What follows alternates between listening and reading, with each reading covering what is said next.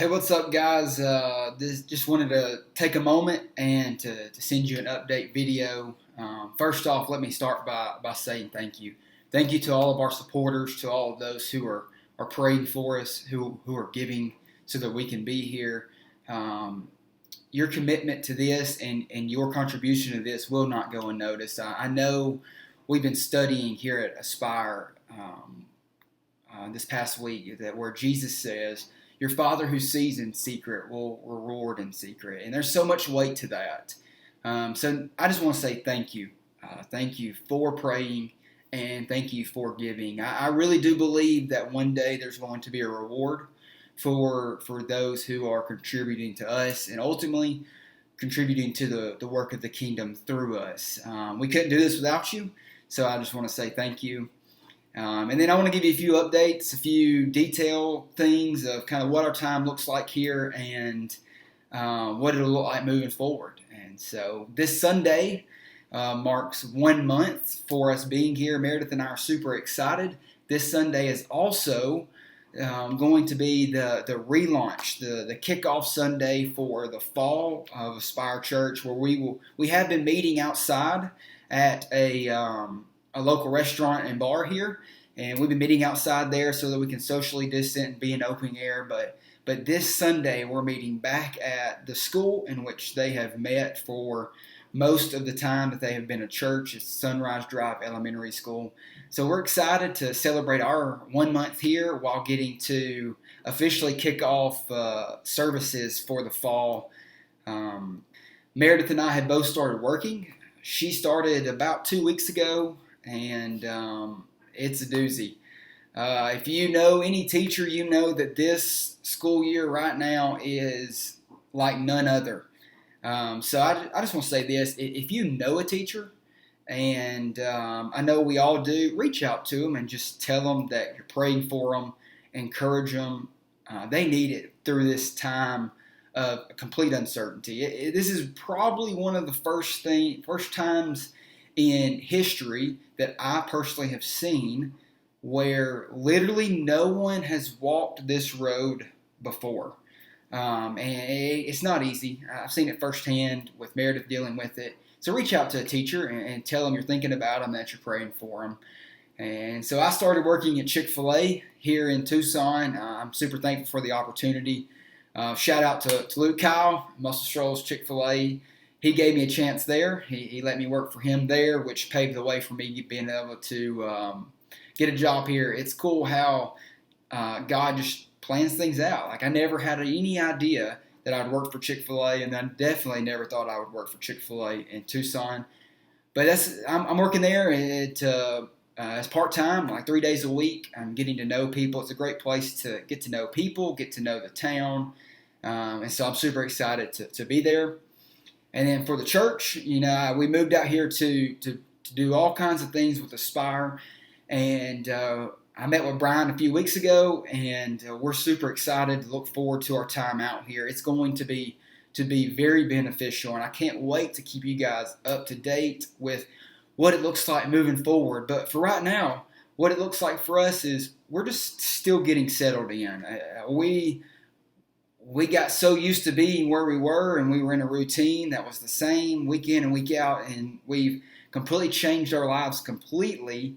And so really the biggest thing we can do right now is learn the new normal, as we've all been doing with this coronavirus stuff. But this is what Brian told me, and I loved it. He said, "Look, man, I want you to go and be a Christian."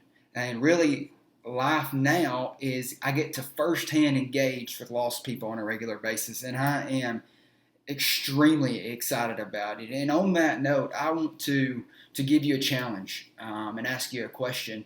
Where are you going where the only reason you're there is to potentially meet someone who's lost? I got a friend who is a missionary, and he calls it crossroads. Where in your life is a crossroad? Where are you doing something that you may enjoy, whether it be golf? For me, it's cycling. Where am I at where I'm going to intersect with another person who needs to hear Jesus? And that's called a crossroads in life, and everybody has them. We interact with thousands of people. We just have to be ready to share the gospel when the opportunity comes. And so further a little more is Aspire is a church of small groups. It's a church made up of small groups. The heart of Aspire Church is small groups, and Meredith and I have both been able to join in. We're excited about these small groups. It's really helping us get to know the church. It's helping us get to know the people, and ultimately, it's really helping us rest. It's helping us rest and get adjusted. So we're super excited to see what God's going to do here. And so I got a few prayer requests to end the time, and that is first and foremost, pray for Meredith as she is really had the biggest adjustment of the two of us. She is starting a new school, a completely new job, and it's all virtual. So pray for her so that God will give her wisdom, God will give her endurance, and really God will give her patience in dealing with this newness of teaching special ed virtually. And then also pray for me is really twofold. Pray for my job at Chick-fil-A, that I continue to make an impact on my coworkers, get to know them, and look for opportunities to get to know the customers. The dining room's not open, so you can't really talk to people as much, but there's still opportunities to leave gospel impressions. And then really pray for us to make connections as a whole. One of the things that really was influential in us moving here, and it was actually a confirmation from the Lord, is the cycling community here. I had a guy at a bike shop tell me that the number one way into the community here is through riding bikes. And so all the time moving here, I've been looking forward to getting in and going to group rides and meeting people, all for the purpose of finding someone who's interested in the gospel and finding people who need to hear the gospel. But that's really put on hold right now. There's no group rides. People are not really riding together. Everybody's riding solo now because of coronavirus. So just pray that that connections will be made in God's timing, and that we will be diligent in looking for those opportunities.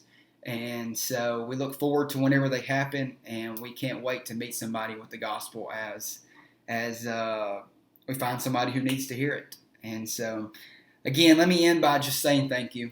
We couldn't do this without you. So I just got to say thank you, thank you, thank you.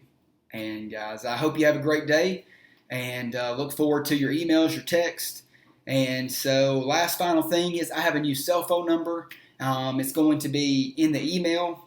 So be sure to save that. And if you text my old one, I'm sorry I haven't texted back because it is no longer my phone number anymore. So look forward to emails, calls, reach out to us, and thank you again.